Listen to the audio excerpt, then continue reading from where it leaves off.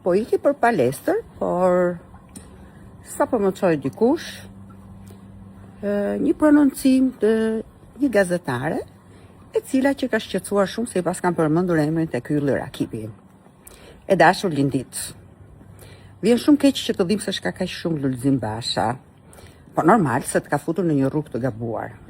Meqense pas ke merak shumë të madh për dimensionin tim, po them dhe një herë që unë jam një grua që kam jetuar dhe jetoj e lirë dhe dimensionin dhe hapësirat e mia i krijoj sipas lirisë dhe shpirtit tim.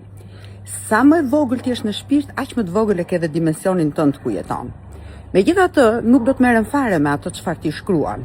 Po për të them diçka, mos jeton në frymën e çelësit të sistemit komunist. Janë lodh shqiptarët nga ata. Tjetra, nëse ti do të vazhdosh dhe ta ndërtosh mënyrën tënde dhe të jetosh në shtegje, normal që shtegu nuk ka hapësirë, nuk ka dimension. Shtegu është një gjë e ngushtë, e cila shërben për të arritur të tjerët qëllimet e tyre, ashtu siç të kam përdorur dhe ty.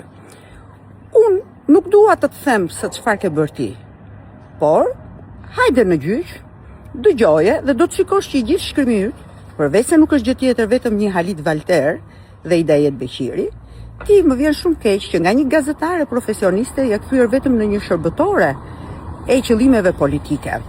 Dhe dua të them dhe një gjë që ta kesh parasysh.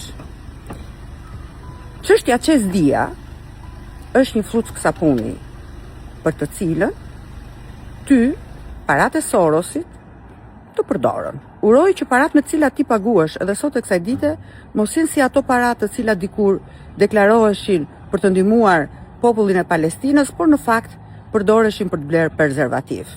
Suksese në rrugën tënde investigative dhe mos ri në shtegje, dil përballë.